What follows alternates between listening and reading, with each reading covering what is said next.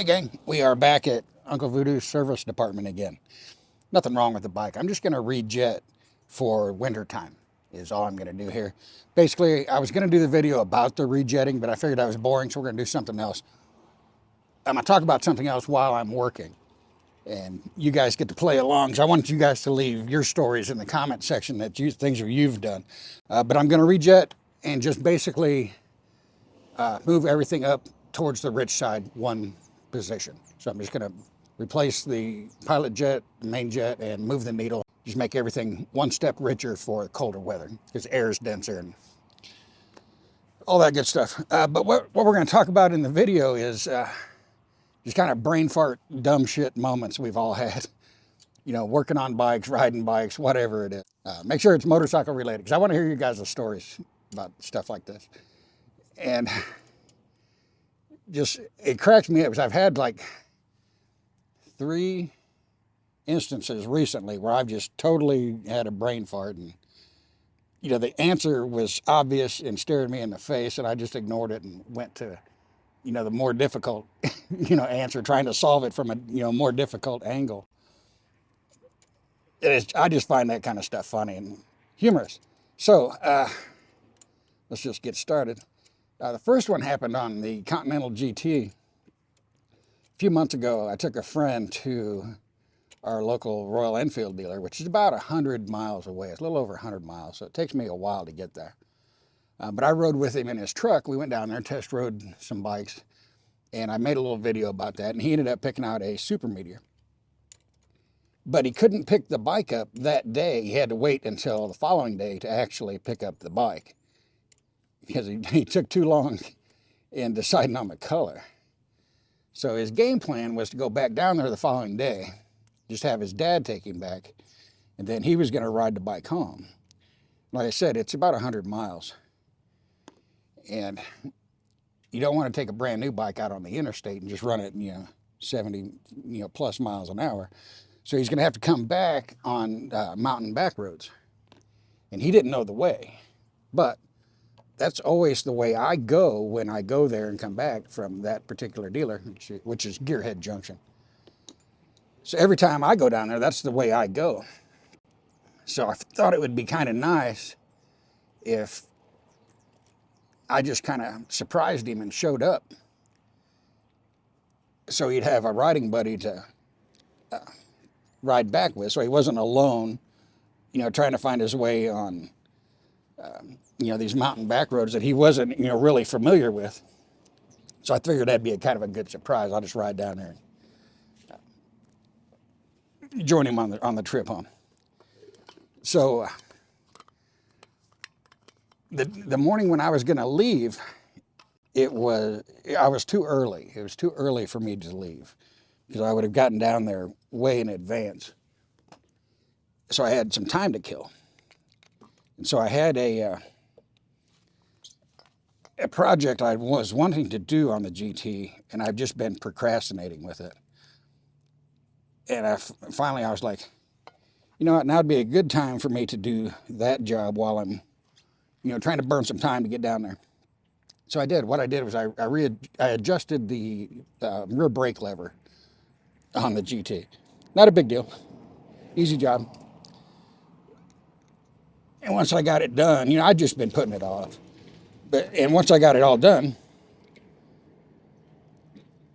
I put everything back together, buttoned everything up, and put the tools away, and got myself ready and hit the road and took off heading down towards the dealer. About 20 miles into the trip, it dawned on me that I didn't retighten one of the lock nuts. And that kind of stuff just bugs the hell out of me. So I was too far into the trip to turn around and come home. And I was like, well, maybe it'll just be fine and I'll just ride it all the way there. Once I get to Gearhead Junction, they can hand me a 10 millimeter wrench and I'll just tighten it up. And it just kept bugging me as I was going. I was like, God, it bugs the shit out of me. I know I've got a loose lock nut on this bike, even though that lock nut isn't going anywhere, just due to where it's at. It can't come off. You can't even. It's kind of a redundancy. I don't even know why that lock nut's there, but it's there. And so I'm riding along. I know this thing isn't important, but it's still, like I said, I'm a bit OCD when it comes to stuff like that. And it just bugged the living hell out of me that I had this loose lock nut on the frickin' bike. So I started going over in my head, like all the different shops that might be like along the way. You know, there's no motorcycle shops, but can I stop at like a car repair place and just run in and ask for a 10mm wrench? You know, tighten this nut up on my bike and just go on about my business. And so I'm like trying to think, well, what shops are along the way? You know, trying to decide which one to go to. And I did this for like 20 miles, rolling this problem around in my head. And it finally dawned on me. The Continental GT has a frickin' toolkit on board. I didn't need to go anywhere for a wrench. I got two of them on board on the bike. So I pulled over at the next gas station, pulled the toolkit out, tightened down my nut, was on my way. And it's like, duh, frickin' I rode for like 20 miles fretting over where I was going to get a hold of a 10mm wrench. And it just totally slipped my mind that there was a toolkit on the GT. Just like, you know, what a dumbass. You know, I felt like a complete idiot. The next one was on this bike, actually. It was the first day I actually owned the bike. Not the day I picked it up, because that day we had to drive from Indiana back here with the bike. And by the time we got here, it was too dark to mess with it or ride it or anything, because I didn't want to wake up the neighbors. It was middle of the night when we got back. So I just, you know, locked the bike up and figured I'd mess with it in the morning. So the next morning rolls around. I come outside, start the bike up. So I want to take it for a ride and kind of get the feel for it and everything. And it's a cold morning. It's like 36 degrees out here. And it's a carbureted bike. So this is my first attempt at starting this bike in the cold on my own. Because I don't know anything about the bike yet. I'm not familiar with it. I don't know what it wants. Does it want a little bit of throttle? Does it want choke? You know, does it want choke and some throttle? Just don't know. And so I fire the bike up, and it starts right up. I'm reading the number on the JIT here. So the bike fires right up. I'm like, oh, that wasn't bad at all. And a few seconds later, it just dies. And I'm like, maybe I should have been nursing the throttle, I guess, you know. So I try to fire it back up. Nothing. Just cranks. So I start cranking away on the bike, and it just won't start. And I'm like, mother scratcher, what is going on here? And so I'm like choking it, nothing. No choke, nothing. Give it some throttle, nothing. Just nothing is doing anything. It's just run. And I'm like, man, this is, you know, what am I doing wrong here? It ran a minute ago. It was fine. Gas was on. You know, I'm like, what the hell? I rode this thing yesterday. I know it runs. And just, you know, kept cranking, you know, messing with, you know, the choke, the throttle, everything, made sure everything was right, and, you know, until I just ran the battery dead. And I'm like, well, what the am I going to do now? And so I went for the battery, which is located here, and I didn't have my battery tender lead for the battery yet, so that was not hooked up. And I'm like, well, how am I going to charge this? Because I need a battery tender lead to even hook this bike up to the charger, and I don't have one. And I didn't really want to go digging the one out of the GT to swap them, because getting to the battery on that thing is kind of a pain in the ass compared to this. So I'm like figuring, you know, scratching my head trying to figure out what to do. And then it finally dawned on me, oh, I've got one of those little battery jump starters in the car. I'll get that and I'll just jump it. And so I go get that, bring it back, and the jump leads are too big to fit down into the battery tray.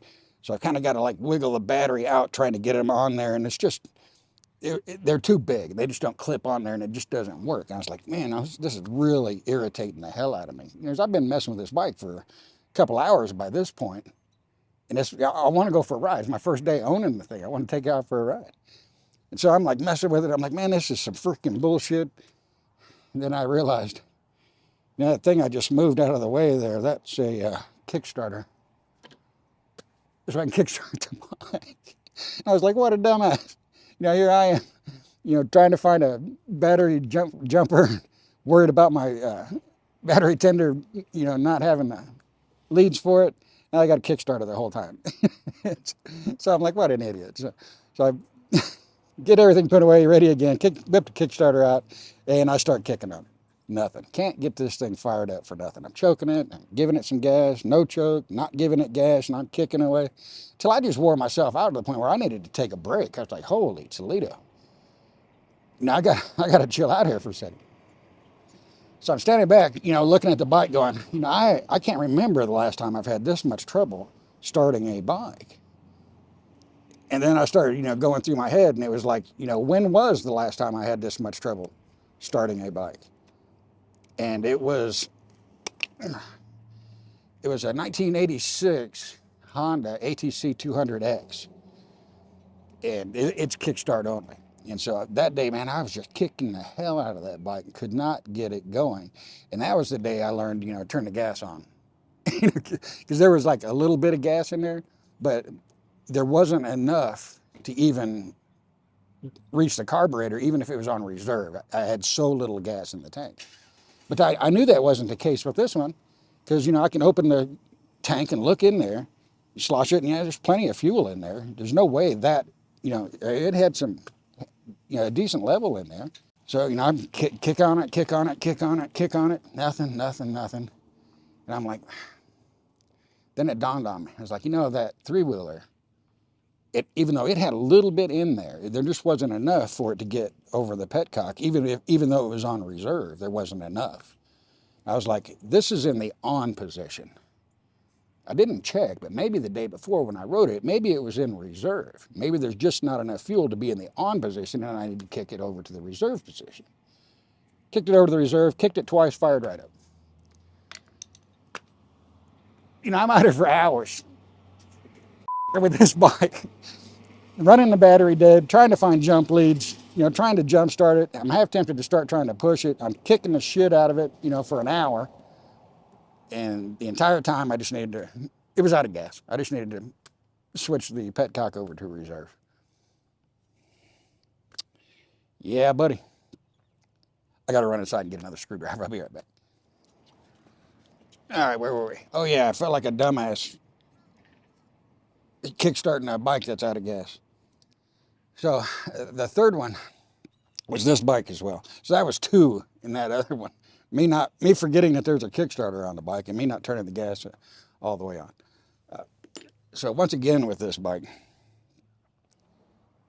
I was messing with the handlebars. And this one, I can't say I can't take all the blame for it, but it's one of those things that I was a little bit ignorant here on this one. What I had done was I started rotating the handlebars, up and down a little bit, trying to get,